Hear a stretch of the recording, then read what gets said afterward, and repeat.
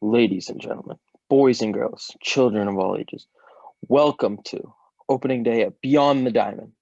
We are your inside source for exclusive information on the best game in the world and an inside lens into the baseball universe from some of the only people with inside access to this world, college managers.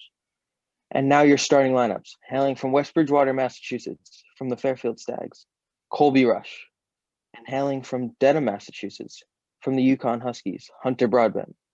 Today's starting lineups are presented by the Sports Journalism Club at Zavarian Brothers High School. A shout out to where it all began. All right, leading off and opening day here at Beyond the Diamond, we're going to start off with some power rankings for you guys. It's always a controversial subject, so, we can have some fun with that one. And then we're going to get into our hot stove discussion. Multiple weeks. We're going to spend a long time on that one because obviously there's so many good free agents to talk about. So that can have lots of fun there. And then at the end of today's show, we're going to have some rapid fire, 2 minutes on the clock, 3 minutes for each manager to answer some fun questions.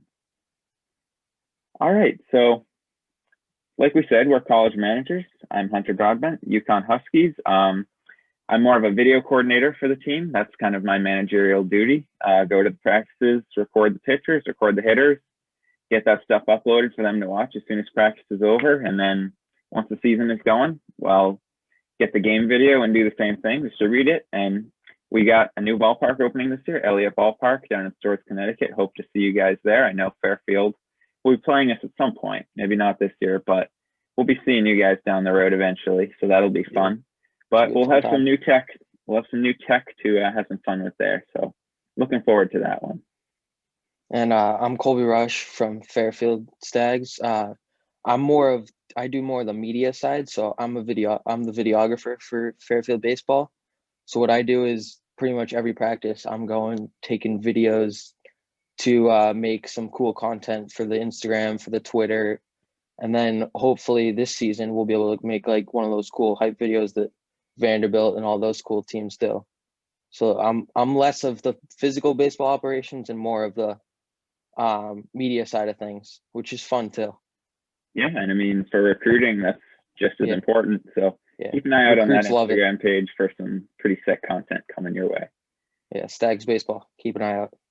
All right, sweet. So for this podcast in general, some of the stuff we're going to talk about, these first few weeks are going to be focused more on the MLB, free agency, and all that going on since there's not a ton of college baseball news just getting ready for the season. So we want to keep an eye on the MLB too.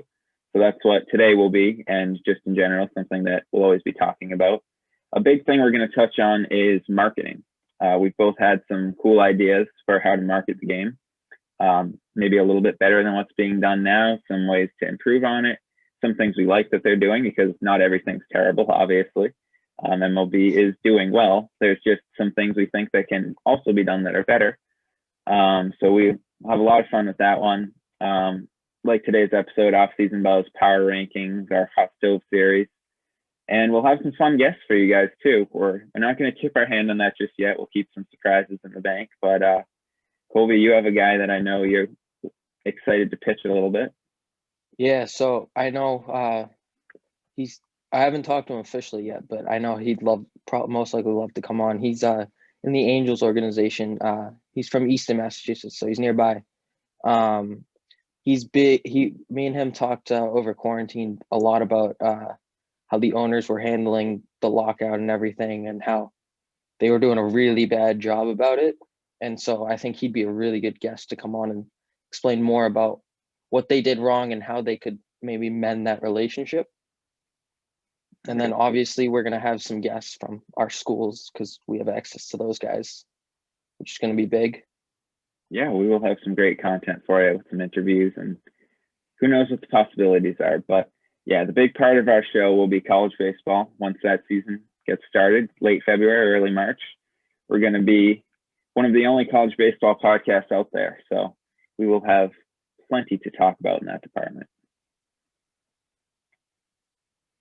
All right, so we're going to just jump right into it right now. The Diamond Dozen, our power rankings. So Colby, if you want to get started, a little bit of what you got. So should we talk about the rankings we were basing these off of first? Yeah, that's a good idea. All right, so we used the most recent rankings we could find, which were Sports Illustrated's. They were right after the World Series on November 3rd. So they had we're doing the top 12, obviously. So at 12, they had the Cardinals. 11, they had the Cubs. 10, they had the Indians. 9, White Sox. 8, Twins. 7, A's. 6, Yanks. 5, Astros. 4 Padres before a lot of stuff happened. 3, Rays. 2, Braves. 1, Dodgers. All right. Well, you said it yourself. A lot of stuff has happened since then. So Yeah. one of the more recent things we've been checking out are the Fox betting odds. So that's another thing we kept in mind as we started our list. So I think we can jump into it. On my list, I had the. Did you want to get started? No, you go ahead. All right. So to start off at 12, I have the Cardinals. You can't ignore that team has had a lot of postseason success over the years. They're always in the dance. One thing I would really, really like to see them do before I can feel comfortable about this is make sure Wainwright and Molina come back. Those guys are the heart and soul of that team. And if they're missing basically their 2 captains, that's definitely not ideal. They got a good team. Few good players in that lineup. Solid bullpen. Andrew Miller. Jordan Hicks should be coming back at some point soon. Giovanni Gallegos. So they've made some postseason runs last few years, but I think it's going to be tough for them if they don't have Wainwright and Molina. So that's something they need to make happen. Number 11, the Mets. But this is one that could definitely change soon because Steve Cohen, as we like to call him, Uncle Stevie, he's got some good moves in the bag. They've done a lot already with James McCann in their front office, just in general. Sandy Alderson, they took Zach Scott from the Red Sox, who was big in analytics.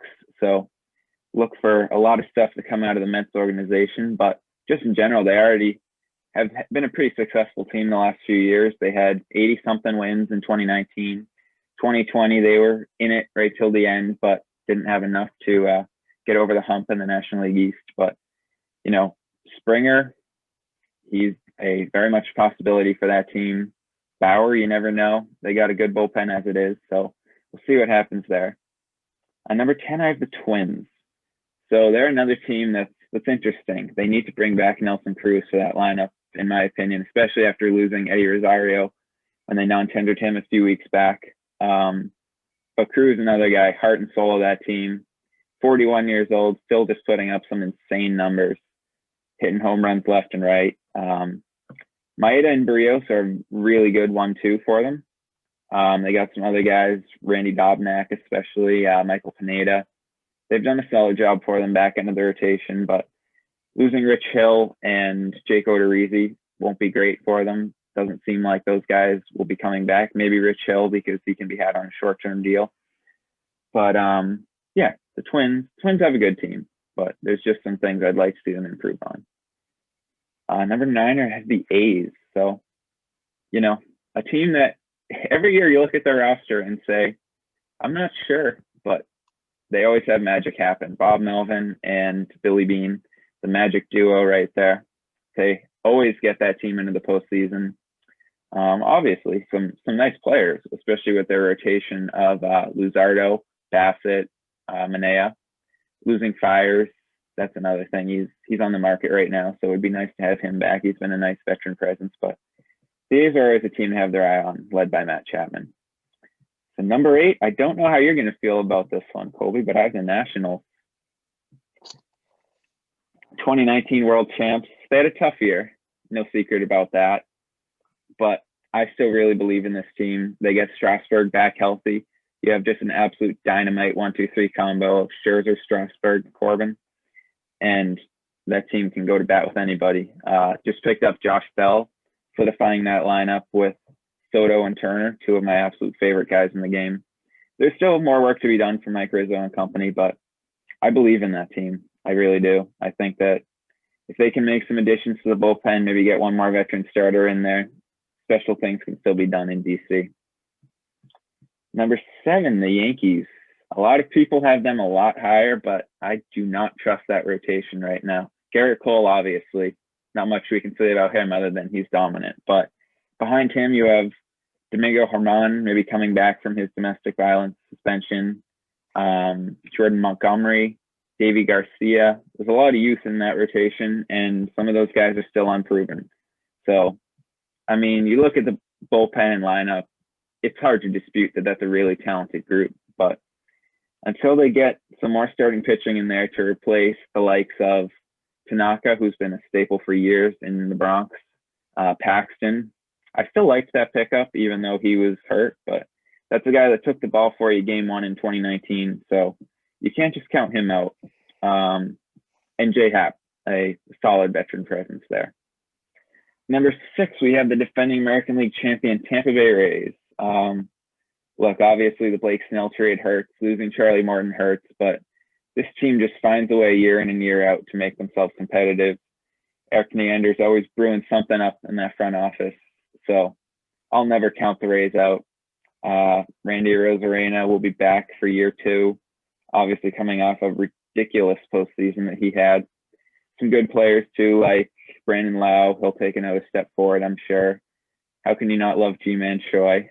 And you got Tyler Glass now heading up that rotation, along with some guys that have had some success in Ryan Yarborough, Yanni Trinos, Michael Waka. He'll go into that pitching lab to make himself better.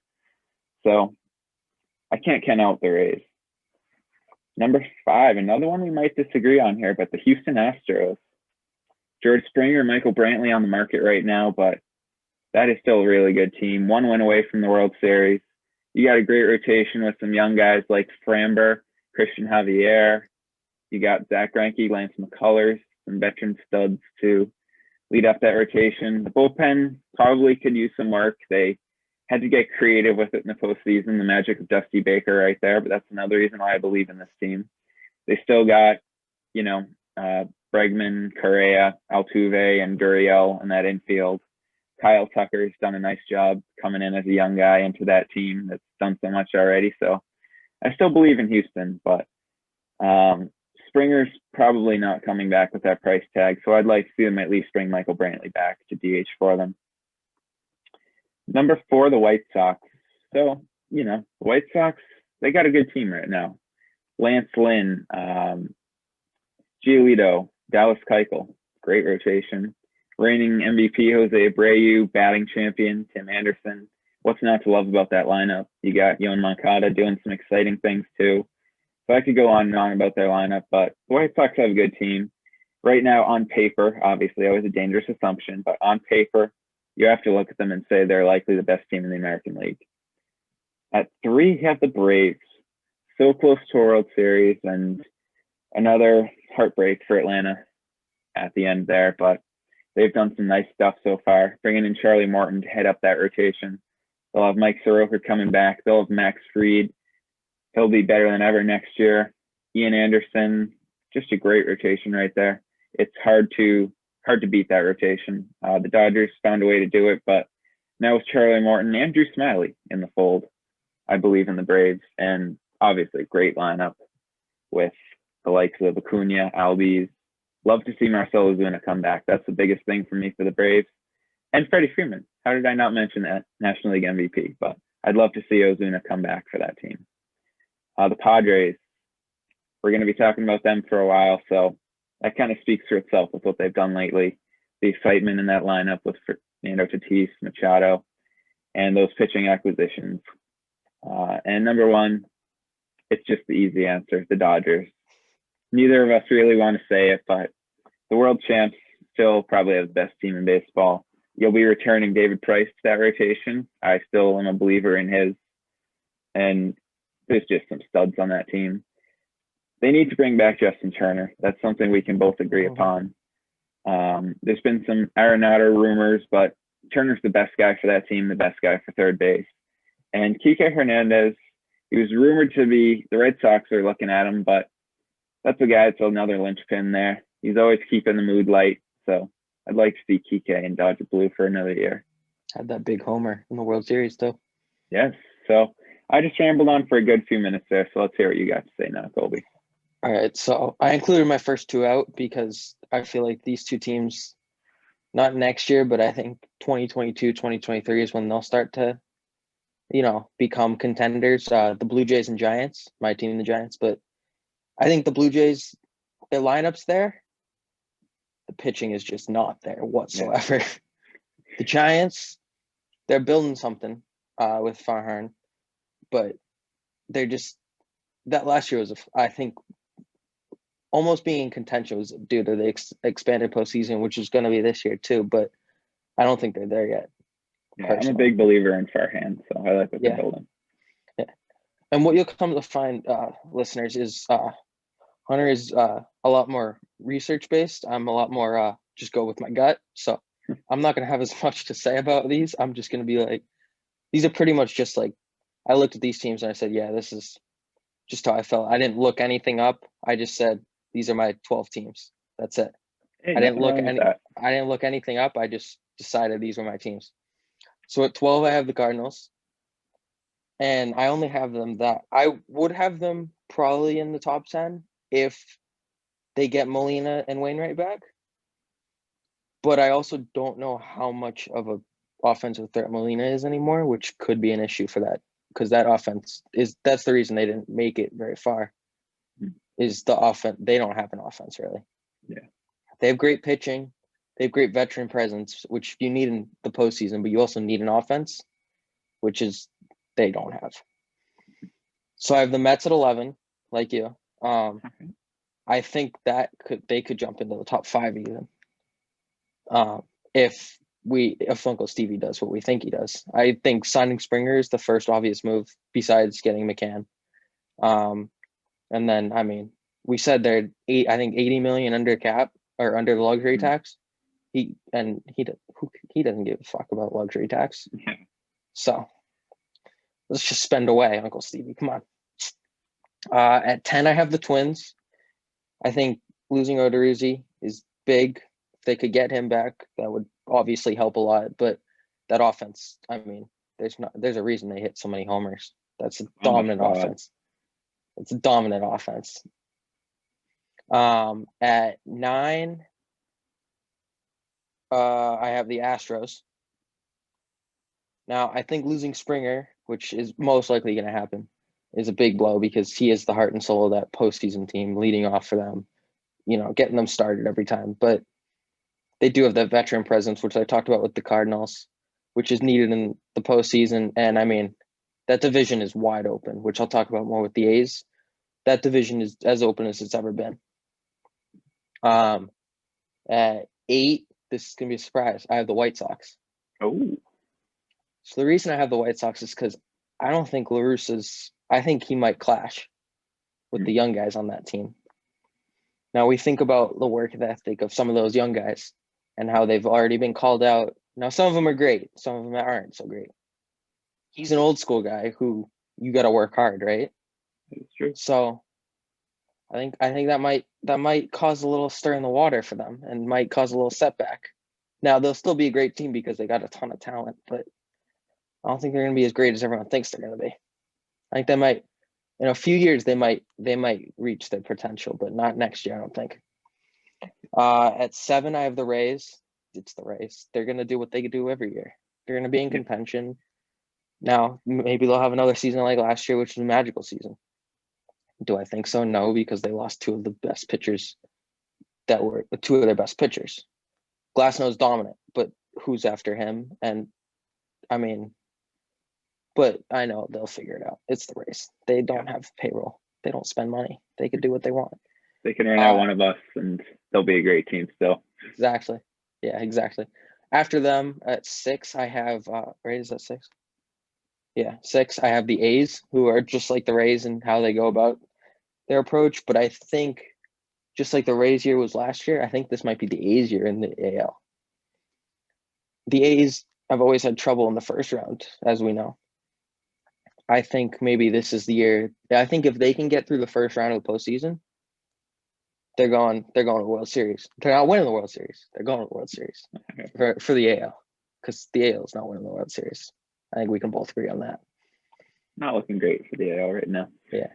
All right. After the A's, I have the Yankees, so that's number 5, Yankees. Now, they're starting pitching behind Garrett Cole blows. We both agree on that. However, if they can stay healthy, which is a big if, but I think if they can stay healthy, they just have too much talent not to be a good team, not to be a top 5 team in baseball. I also think, and we'll touch on this later, I think they need to get rid of Gary Sanchez. Mhm. And I think if they can re-sign DJ, get rid of Gary Sanchez, and maybe get JT Realmuto, that's the top 5 team in baseball, no doubt. That would put Pitching them over the not hump. pitching not so much, but I think that offense could carry them, especially in a small Yankee Stadium. Oh, yeah.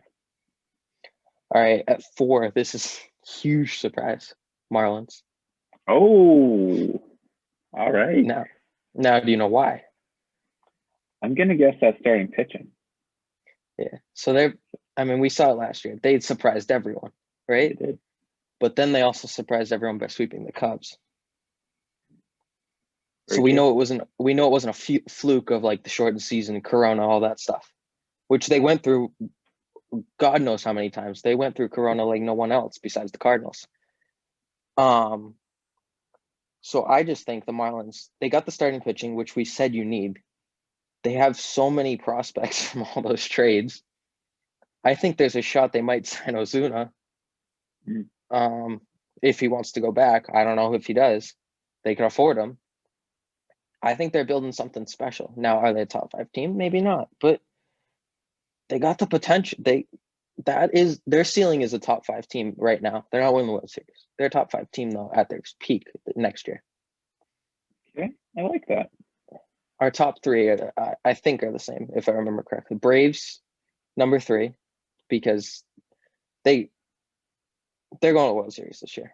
I think that, and I'll get to this when I touch on the Dodgers and Padres. I think the NL West is going to be so competitive that they're actually going to hurt each other, and the Braves are going to take advantage of that and sneak into the World Series and win it.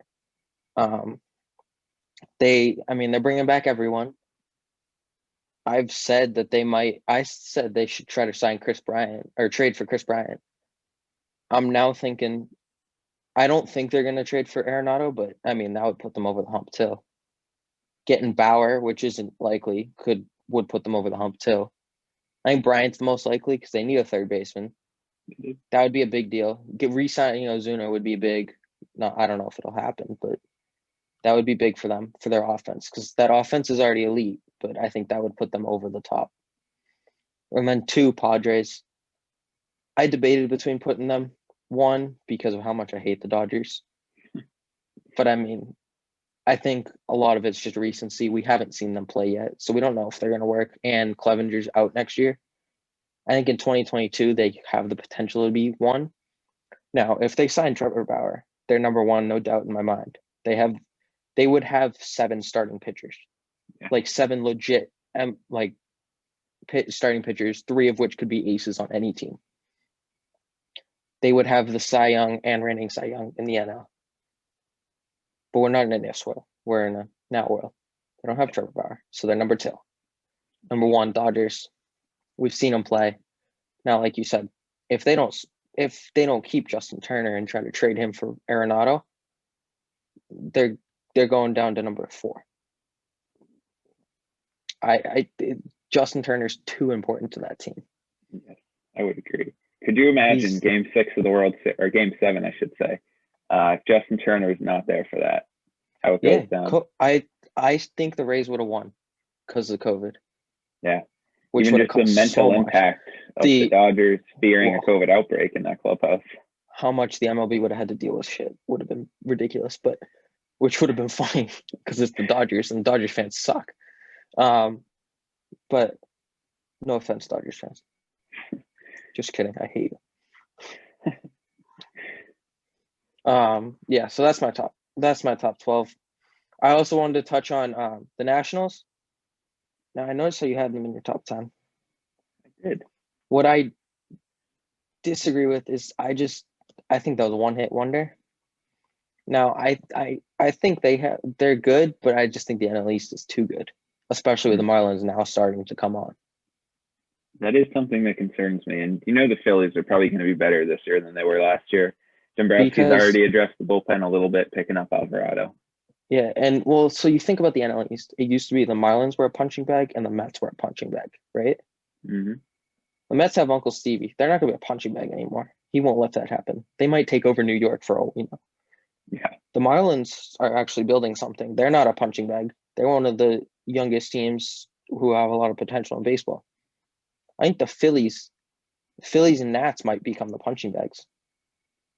Not out of the question. I think they have too much talent to be punching bags, but I think it's going to be a super competitive division. I don't see any team finishing more than 7 games out of first place. I mean, we saw how the MLB thinks is going to be competitive with how many Sunday Night Baseball games are NL East teams. Yeah, that's very true. And then I wanted to touch on the Phillies because that's a shit show. Oh, we're going over luxury tax. We can't re-sign JT. Let's hire Dave Dombrowski. That'll solve everything. Now, John granted, Middleton we're Matt Klentak guys, obviously, because we're from Zavarian and he's from Zavarian. But if they're trying to rebuild, he could rebuild the team. Dombrowski's just going to spend out of his pants. History would suggest that. I'm sure say that. John Middleton was not happy when those comments came out about Zach Wheeler being on the market. He wanted to shut that down immediately. So he brings in that guy in Dombrowski with the pedigree of spending money to prove that, hey, we're not messing around here. So unless they're going to open their pocketbooks a little bit, it's going to be tough for them. So, I mean, said, I like the Alvarado trade as the start of addressing the bullpen. He had a down year, but when he's on, he is a pretty dominant left-handed reliever. Yeah. But there is obviously a lot more work that needs to be done in Philly. If Zach really is on the market, and the Padres get him, the MLB is like game over. Give up right now. The Padres are just going to acquire every pitcher. I said that I think I texted this to you after the Darvish trade. Or maybe I texted it to the group chat. The Padres are just trying to get every pitcher available. Yeah. They're going to get everyone. Give me them all. I also said if Bauer goes to the Dodgers and doesn't go to the Giants or Padres, I'm going to lose my shit. That would just unfair rotation for the Dodgers. You line that up, Buehler game 1, Bauer, Kershaw, obviously. You got over if you're a team that starts Kershaw game 3, how do you lose? And then you have Arias, think about all the prospects. Think about all the prospects they still have. You got Arias, May, Gonsolin, Price. Oh, that's another thing. The Padres trade, I don't know if we're going to touch on this later, but the Padres trades they made, giving up one top 3 prospect or one top 10 prospect even. Yeah. One blue chipper for 2 of the best pitchers in baseball. They're doing something right. AJ Preller is a wizard for making that happen, and there are a lot of angry Cubs fans right now for how that Darvish trade went down, and it seems like the Cubs are in the cutting salary. There's been a lot of memes out there about the small market Chicago Cubs, and COVID has impacted a lot of finances for everybody. And Theo got out at the right baseball. Time. He knew what he was doing.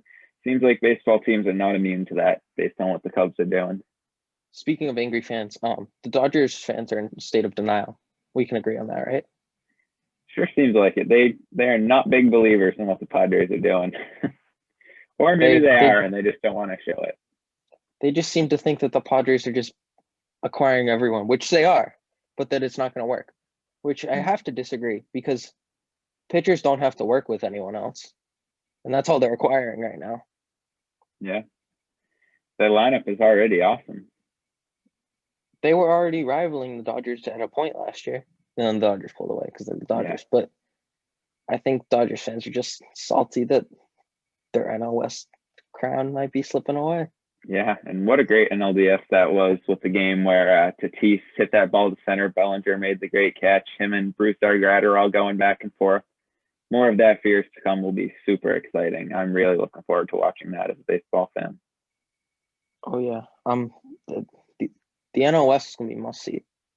Absolutely. And poor Rockies and Diamondbacks fans just sitting there watching this go down. Well, the Diamondbacks last year thought they actually were a contender. Yeah. Now look at this. Now they might be finished last in the NL West. Might be. Giants are on the rise too, so that's why I didn't include them there. But yeah, the Rockies are tough because they haven't spent much money in a few years now. they had that big off season with Davis and McGee, building off of the success that they had in 2017, where they got into that wild card game and lost that great game. Archie Bradley hitting the triple, what a moment that was. But it's been tough for the Rockies lately. You know, they're a team that unless they spend some money, they're not going anywhere. And it seems like wanting to trade Arenado is not helping matters. We'll say that trade rumor usually happens every year, but also it's not an even year, so the Giants could finish last for all we know. That means 2022, they're gonna find a way to get it done. I think 2024 or 2026, they won the World Series. Okay, that's right, because we've already penciled the Padres in as World Series champs for 22. Exactly. By then, Snell and Clevenger will be free agents, and I'm sure AJ Preller will find a way to get the best pitchers in the game there. But speaking of Snell, the Rays, why are they like this all the time? Yeah, I put in our pre-show notes answering their Michael Scott question of why are you the way you are? Because, I mean, look, they got a great return. Luis Patino is a beast. He's the number 23 prospect in baseball. He's a flamethrower. Francisco Mejia, just 2 years ago, he was the best catching prospect in the game. Cole Wilcox, just drafted this year, former Georgia ace. And Blake Hunt, toolsy catcher, good arm, I've heard. So that's a great return. You can't argue that. But it doesn't seem healthy for the state of the game that a team that was just 2 wins away from the World Series is trading arguably their ace after already letting Charlie Morton walk. You would think they would want to be building upon that and adding to it, especially since their payroll is so small as it is. But, and especially after didn't they had just re-upped his contract too? Yeah, they extended him for a few more years by arbitration. For a team that doesn't spend money, why would you do that on a guy? Yeah, I don't understand it. There are a few ways I see it. Number one, he's obviously still very much bothered by what happened in the World Series. Understandably. Big time. You're pitching the game of your life and then you get taken out early. You know, we could go back and forth all day on that. I'm bothered by that.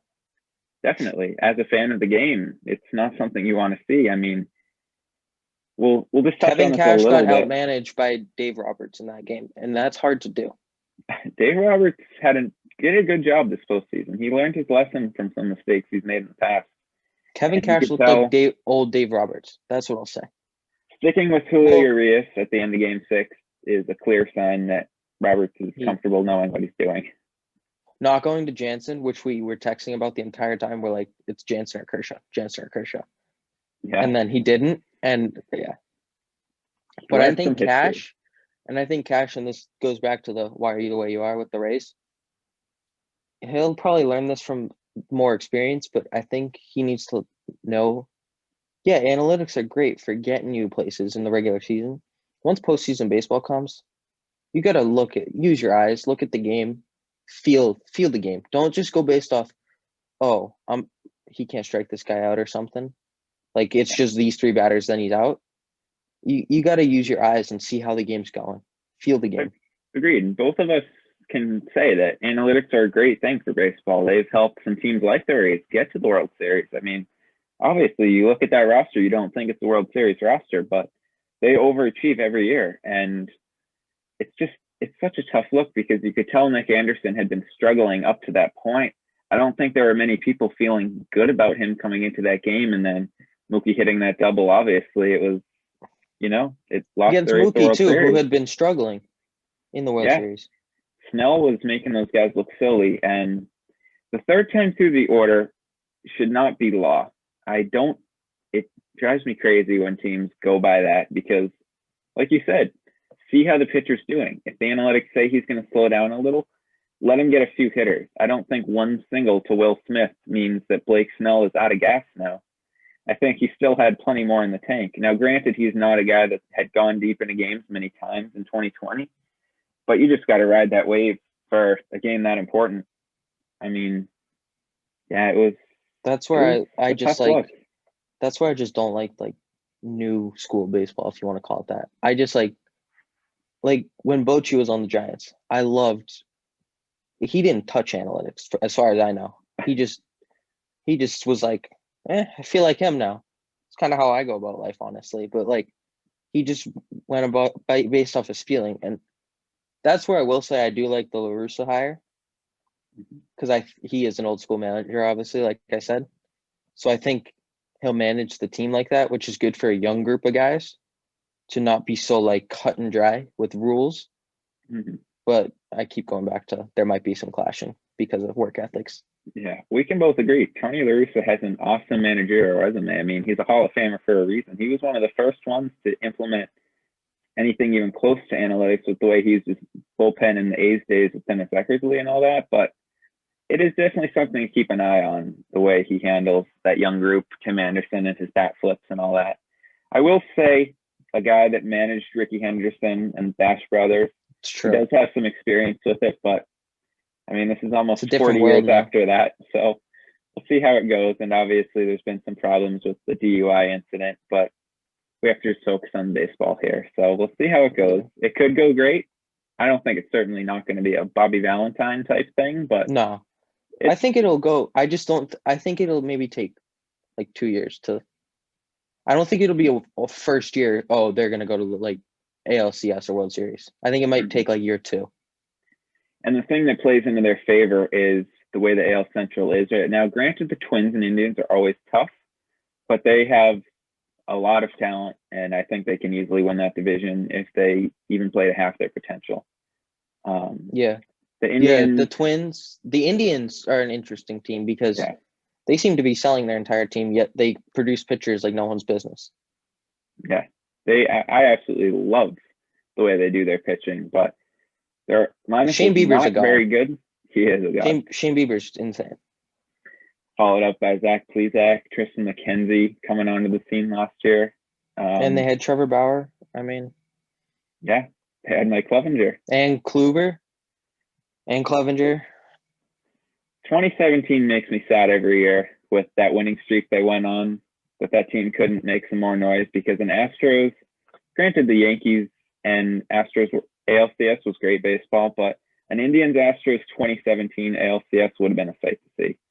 So I'm sad Mm-hmm. we got deprived of that one, especially after they blew the lead to the Yankees in the first round. But yeah, the Indians offense wasn't even really all that good this year. I mean, Jose Ramirez and Lindor speaks for themselves. Those guys are studs, but and Josh Naylor made some noise in the playoffs, but I do not trust that lineup. And if you trade away your franchise superstar in Lindor, that's not helping. So Speaking of Indians are an Lindor, interesting case. where do you think Lindor is going to end up? I I've have never zero idea at this point. had a great answer to this question. I still feel like the Mets are the most likely team. I don't know how much they're going to be willing to deal at the moment because Steve Cohen had a press conference the other day where he was talking about the Mets farm system has to be rebuilt. And if you're trading for Francisco Lindor, that's not really rebuilding the farm. But that's a team that's already very solid team, good young manager in Luis Rojas. They just need a little bit more, and then they are very much a contender. So if you add Lindor and possibly Springer to that lineup, that is a lot of hits right there. So Yeah, I've thought about the Mets, but I'm not sure they're gonna. I think they might go more free agency these next 2 years just because of that. Because their farm system sucks. yeah, They need to. But the other, I think if the Yankees wanted to, they could easily get Lindor, but that would mean they're not getting DJ back. Who's their best hitter?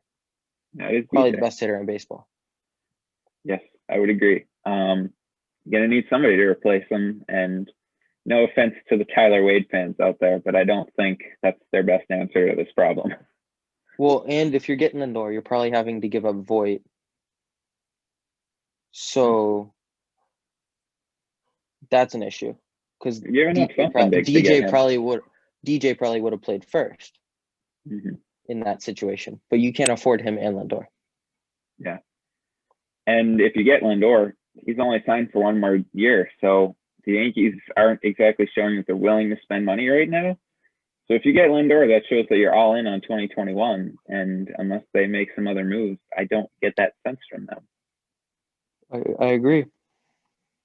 Um, Clark Schmidt, I'm sure he'll probably have a nice season as a top prospect. Davey Garcia, he's a talented kid. I'm sure he'll have some improvement, but that lack of experience scares me, especially in a division like the American League East, which Might not be the same American League used to be, but it's always tough baseball. Yeah. The AL East is the pitching's off the charts. Kind of. Kind of is a good way to put it. It has the potential to be. Yes, very much so. Because the Red Sox don't resemble a team right now. No offense. But you probably agree. Yeah, I mean, there are some good things there. Eduardo Rodriguez will probably be back, but you worry about what his stamina is like after the COVID problems kept him out this year. Chris Sale will be back some point, probably around the All-Star break from Tommy John. And you had some guys break onto the scene like Pivetta, acquiring him. He did a nice job for you. And Tanner Houck, he impressed in his debut. But granted, there's still some big question marks there, and a lot of things need to go right. The lineup should be good. The bullpen should be so-so. There are some good pieces there, and getting Alex Cora back will be a big help. Cora's big to rebuild that team. Yeah, I see that. Probably can't set expectations too high for the Red Sox just yet. But Heimblum knows what he's doing. So. I was thinking about the NL East, by the way, for pitching. The AL East is going to be just an offensive slugfest. Yeah. With everyone just shitting on the Orioles. Poor Orioles. Michael Elias, he's rebuilding them. They're getting there, but probably not in 2021. No. I can't wait to see Adley Rutschman make his debut, though. That'll be fun to watch. He's a stud. I mean, they said he's the next Buster Posey when he was drafted. We know how good he is. That is true. And the rotation is not superb. Let's just put it that way. Once they get out of that Chris Davis contract, which is that agent deserves, I don't know, he deserves something because that's the best contract an agent has ever had in the history ever. No, the Bobby Bonilla contract. Never mind. Yeah. But the Chris Davis contract's up there because that's a steal. Yeah, you have to feel for Chris Davis. The guy's struggling like that. He obviously he wants to do well, but it has just been rough. And I mean, he went from MVP conversation. He went from MVP conversation to not getting a hit in 63 at bats. Yeah. How do you do that? Maybe it takes hard to do.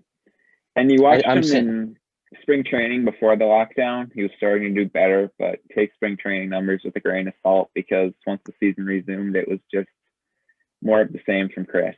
And with that one and Alex Cobb, I liked that signing when they did it. If I were a team looking to take on a quote unquote bad contract and get some young guys with it, Alex Cobb's the guy I would look to because he's still had some good games. Granted, he struggled a lot, but I still like the stuff he possesses. He's got a pretty nasty splitter. Maybe that's just recency bias from all the times I've watched him have good starts against the Red Sox lately, but I'd take a chance on him if I were somebody. Yeah. All right, so in the AL West, I think this might, besides the two Centrals, this is a pretty open division. I think. Well, it's going to be the Astros or the A's, I assume. Mm-hmm. But I think this is the most open the A's have had it in years. Yeah. The Astros, this is the worst Astros team in a while. And you have to factor in that the Angels will be making some moves because Billy Eckler, he struggled to build pitching. No secret about that. I like what Perry Manaison has done with the Raisel Iglesias trade. I think that, he's a top tier. You go on his Baseball Savant page, there's just all red in those leaderboards. So he is nasty. I've been a proponent of his for a long time, but you got to get some starting pitchers in there. Dylan Bundy, Andrew Heaney, Griffin Canning, they're solid, but they should not have to be the 1, 2, 3. If Zach Wheeler is available, that's the guy I would love to see on the Angels. And Trevor Bauer, who I keep coming back to. You're getting I know he wants to go Grandpa out west. Albert's contract next year, so I think he money will be freed up. The reports are he wants to go out west. They're out west.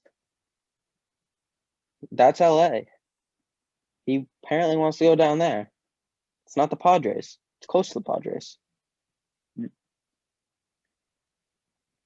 Yeah, I love to see the Angels making some noise. I mean, you bring in Rendon, they just have I a just want silly Trout good to the lineup. playoff. Trout to the playoffs is good for baseball. Yes, that is the understatement of the year. We need to see more Mike Trout in the postseason. I Talk about mean, the marketing. They need 2014 to. series was a short one, and that was a long time ago. No one even remembers that. Yeah, you get Mike Trout like rolling into Yankee Stadium or something, doing something similar to what Randy Rosarina did this year. Oh my God, marketing potential is off the charts. You got to get him. Yeah, you got to get him into like a big, big city. Yeah, Because if he goes to Tampa, that's boring. No one's going to enjoy that. I don't have fans. the one team that wasn't bothered by COVID. That's why they got to the World Series. Used to the no fans. I'm sorry, Tampa Bay. Oof, big oof. Yeah. But you bring in Rendon, you're expecting that team to be good. You have undisputedly the best player in baseball, which is obviously David Fletcher. And then Mike Trout's not bad either. So I agree. you just add a couple starting pitchers there, and the Angels are very much capable of doing special things. Especially because they have the Mariners and Rangers in their division. Yeah. Mariners they're coming along. Jerry Dipoto has been the only guy to make more trades than AJ Preller over the years, but you got Jared But they just Kelenic have that. coming up They have that soon. Seattle curse. They're never going to make the playoffs. Yeah. It's hard to ignore that. It's definitely something looming over them. The loss of Ken Griffey is something they've never come back from. No, they'll never make the playoffs again. But you got some pieces. Jared Kelenic coming up, Justin Dunn at some point. So they're not going to be terrible forever. They'll be like in contention at some point. But as of right now, they're probably, just like you said before, a punching bag. And the Rangers, obviously trading Lance Lynn doesn't help matters there. The Corey Kluber experiment seemed good, but he only lasted for about an inning. So that wasn't great. So it's probably not a great year down in Arlington. They have a beautiful ballpark, but not a beautiful roster. Great ballpark. That turf is cool. It grew on me during the playoffs. I wasn't so crazy about it the first few rounds. It seemed like a little dark almost. No, it's grass, but it's maintained as turf. Yeah. But so as, it's like as good the for your series went ankles. on, it grew on me. I like Globe Life. I don't know. It seemed interesting. I was interested in it. Yeah. I didn't really understand it, but it seemed cool. Yeah. The grill, as we like to call it. Yeah. All right. The NL East, which I was referring to when I talked about pitching, not the AL East. The AL East sucks at pitching. The NL East is the best pitching division in baseball. Yeah, Jacob deGrom, not too shabby. Max Scherzer, not too shabby. We can go on and on, but yeah. Yeah. So that's going to be a very low-scoring division, like usual. But it's also going to be a very competitive. It's the most competitive division in baseball. Mm-hmm. Well, projected by us and many others. Braves probably coming out on top. I think you have the Nats as number 2 in that division, right? I do. Depends on what the Mets do. Right now, they're number 2. But if the Mets go out and already brought in McCann, if you bring in Springer, maybe Lindor. I mean, nothing against Almed Rosario. He's a nice player, but Lindor is a superstar. So if you can bring in even one of those two guys, you're doing wonders for your team. And you're taking out the Yankees in the process and becoming the team in New York, which is big deal. So yeah. I personally have the Marlins as number 2, but that could also change if the Mets do make a lot of noise. I love Uncle Stevie. Big deal for Mets fans. I mean, they've lived in misery for years, decades. Yeah. The Wilpons curse is hopefully lifted, unless it was a Mets curse, which God forbid. I feel like it was the Wilpons. They're not exactly overly popular in Queens. No. But if Uncle Stevie could make the Mets the team in New York, I mean, taking out the Yankees, that's a big deal. Yeah. And I love Sandy Alderson. That's number one franchise in baseball. Yeah.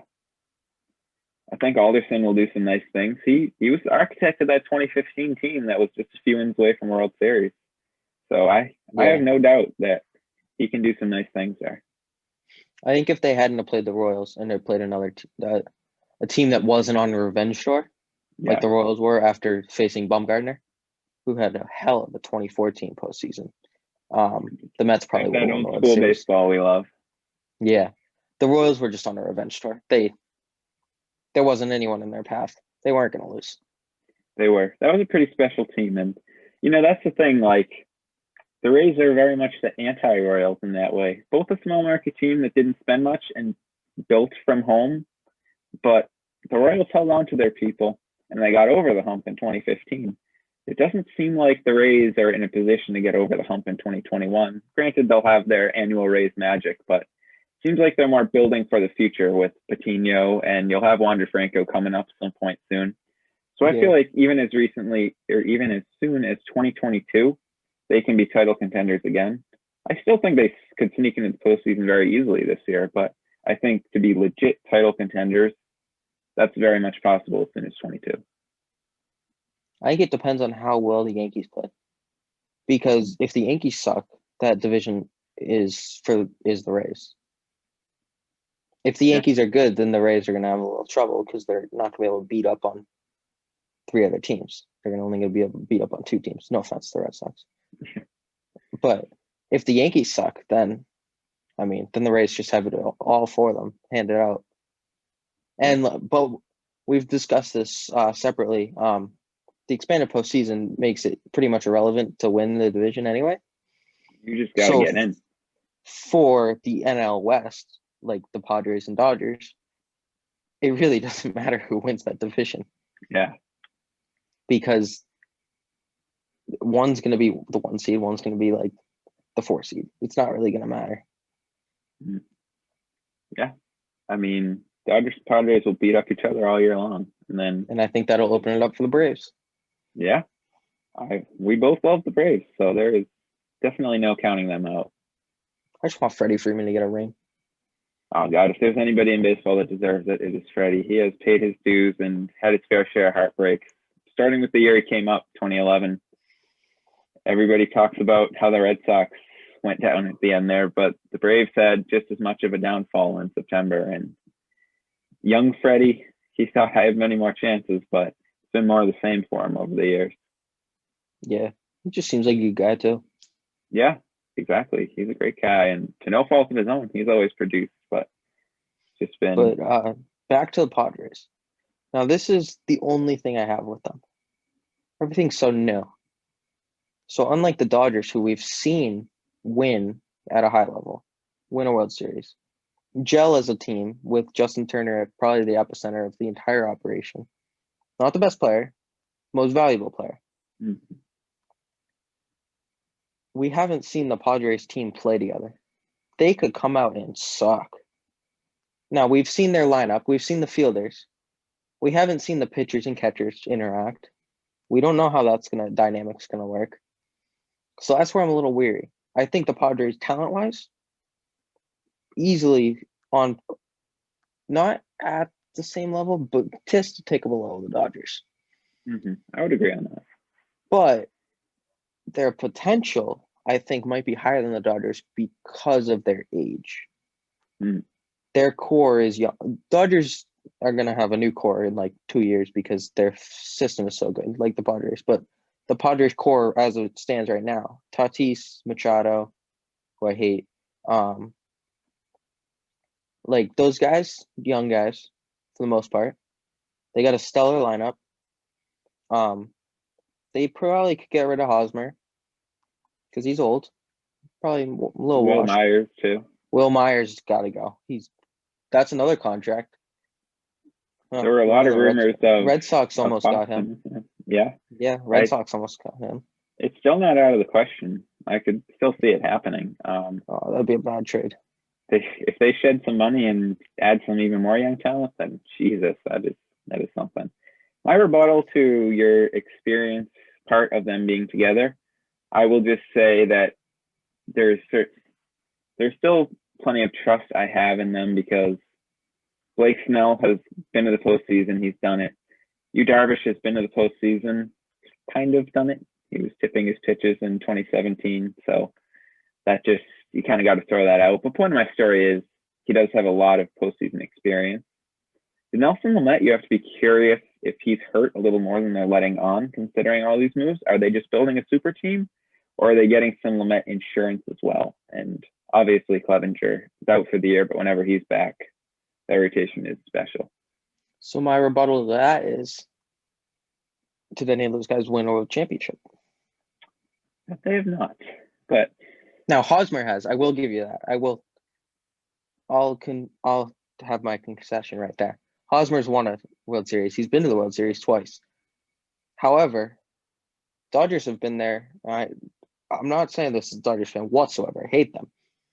They've been there, what? That core's been there 4 times, right? And won one. Only one. But that experience is invaluable, like we've said. Yeah. The Padres haven't been there. Mm-hmm. They've had a few guys that have been to the World Series, one that's won one. But they really don't have that they don't know. Now, that could make them more hungry. But, like, when you're a championship team and you win together, that, like, makes you all so much closer. Yeah. Or like the Braves, for example, who are keeping basically the same team, and they'll add a few guys. They were together. They went through that heartbreak last year. The Padres didn't go through a heartbreak last year. They exceeded expectations last year. It's true. That's why I think not next year, but the year after is the Padres year. Next year, they're going to be insane. But I think the year after is when they get over the hump. Yeah. Jace Tingler, he did a nice job as a rookie manager, but you like to see what he can do in year 2. We're not even mentioning the best part of their team, Don Orsillo. Shout out to the best broadcaster in the game. But on a more serious note, you're right. They haven't had that experience. You look at the last few world champions. The Dodgers went through heartbreaks before getting there.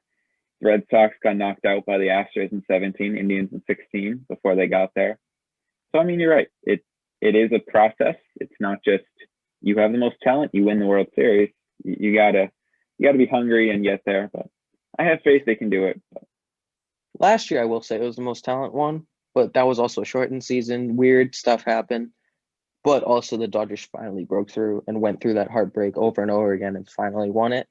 Granted, they have the most talent, so it goes back and forth. But, yeah, I agree with what you said. Yeah.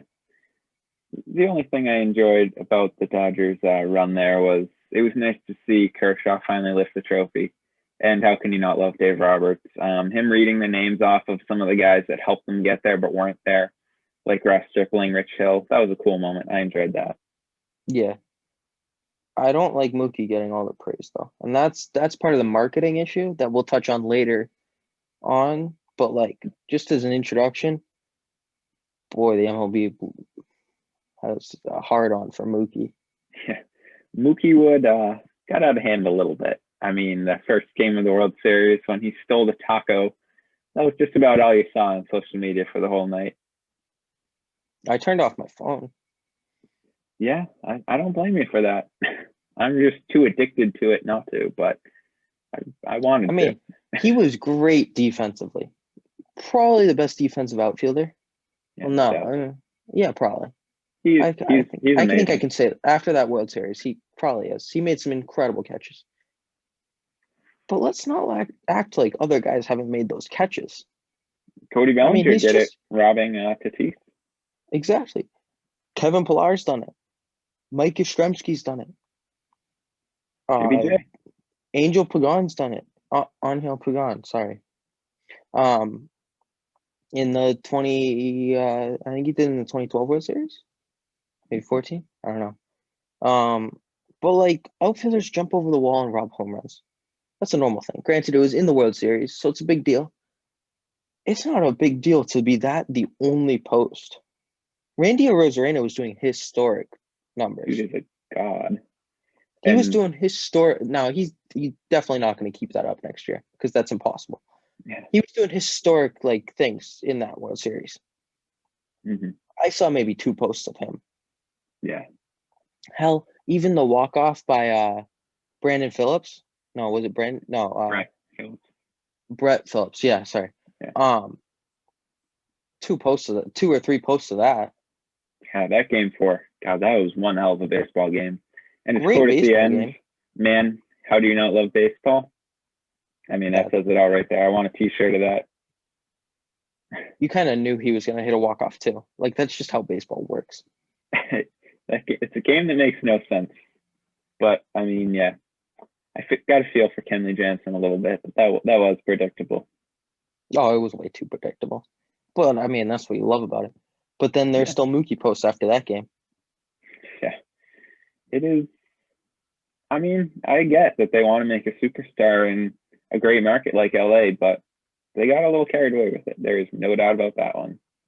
Also, Walker Buehler is probably their best player, and you didn't see many posts about him. Yeah.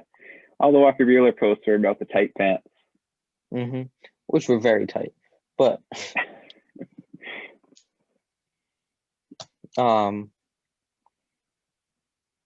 yeah. Yeah, that does it all. So yeah, we'll see what happens. So, as always, baseball will be very interesting in 2021. You have to wonder, will it be pushed back a little so everybody can get their vaccines? Maybe there'll be like 130 game season or something. There's so many rumors, it's hard to keep track, but we'll see what happens. Yeah, I don't know. And how are the owners gonna, like we talked about at the beginning, how are the owners gonna respond after essentially severing the relationship between them and the Players Association with how they handled COVID last year? Yeah. And it was a Hopefully get a Manfred guest. had Yeah. to implement the season. They never came to an agreement. Right. Yeah, he had to. That was probably the only good thing he did last year. Yeah, I mean, you don't have a season, that's just doing some really bad damage to the game.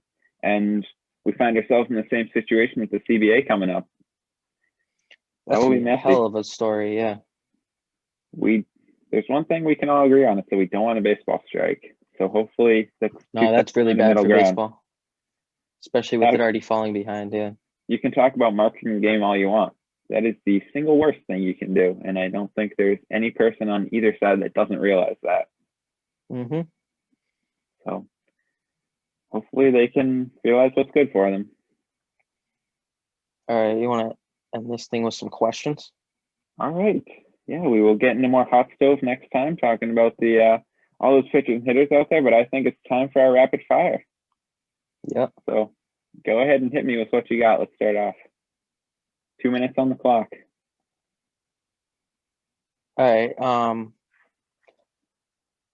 We've answered most of these, but like, could we see Gary Sanchez on a different team next season? I think it's very and if possible. so, what team? If so, what team? Ooh, I think it's very possible. I'm going to say the Cardinals replacing Yachty with him. I'm going to say Yachty goes to New York, and the Cardinals replace him with Gary. He's got a ton of potential still, so we'll see what happens. Yeah, I like that. All right, for you, this is very not similar to that, but if you needed to show someone one game to make them fall in love with baseball, what are you showing them? You know my answer. Game 7 of the 2014 World Series. Now, it's personal bias because Giants fan, but I think that just encapsulated old school baseball at its finest, which I love. And it just showed like a pure grit out of Bumgarner. He's pitching on 2 days rest, 5-inning save, 1-run lead. Yeah. And then that 9th inning was insane. Still think they should have sent Gordon, but the fact they didn't and he got Perez out, I mean, that just encapsulates like the best parts of baseball. Absolutely. And they're third in 5 years. I mean, I'll do a quick ad lib in here and say the game I would show is one of those WBC games from a few years ago, U.S., Puerto Rico, Dominican, any of those, because the excitement was just off the charts, and that's baseball at its best. Yeah, I agree with that.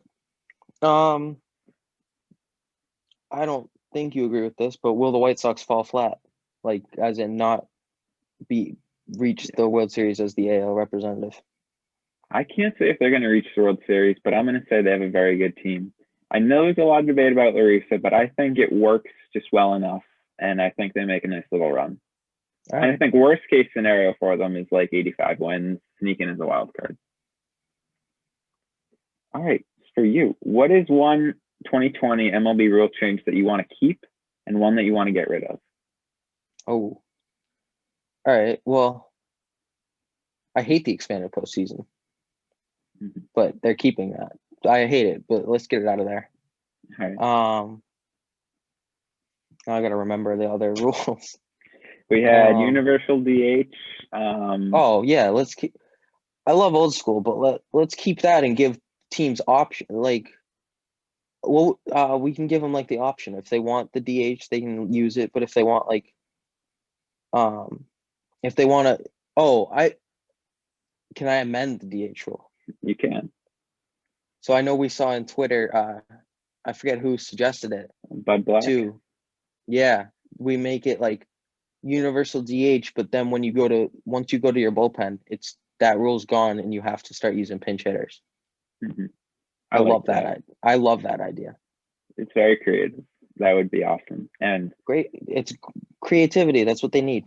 Yeah, and I'll just say get rid of the 3-batter minimum. It didn't even really do much for time of the game, and I hate that it handcuffs managers like that. I didn't even notice it, except for the World Series when it screwed Nick Anderson. Yeah, it wasn't great. No. Besides Springer, who do you think Uncle Stevie will target? I kind of talked about this one a little bit, but I think they're going after Lindor. I think they are. Free agent. Oh, okay. Ahmed Azari, you're staying in place right now. I'm going to say Liam Hendricks. They could use another big arm at the back end of that bullpen. Betances was a little bit of a disappointment this year, but Edwin Diaz, that trade hasn't gone well either, but I still think they both have so much talent that they'll figure it out. And you bring in Hendricks, that's just if they're all on, that's a scary big three to end out the game. All right. So I said Odorizzi because I think if he just goes all in on the starting pitching, you don't need a bullpen, which seems like an Uncle Stevie move. Yeah. And right now, without Syndergaard, the back three are David Peterson, Seth Lugo. Please put him back in the bullpen, man. He's good in the bullpen. And Steven Matz. So that could use some improvement. Matz should go to the bullpen too, with all the injuries he's had. Yeah. And he did a little bit at the end of last season just because they kind of had to with the struggles he was having, but might be a good spot for him permanently, even if it's just as long reliever. All right. Fun one. Go-to order from a baseball concession stand. Ooh.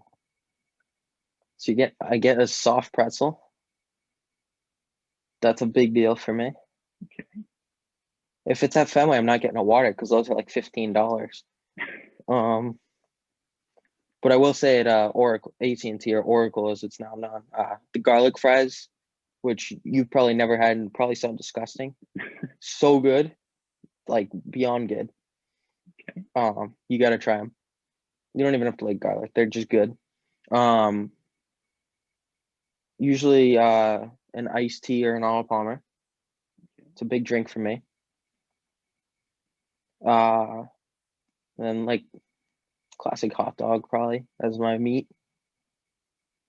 Yeah, that's mine. It's just give me a couple Fenway Franks. It's the easy answer. They're the king of all hot dogs. Dodger dogs are not. I'm sorry.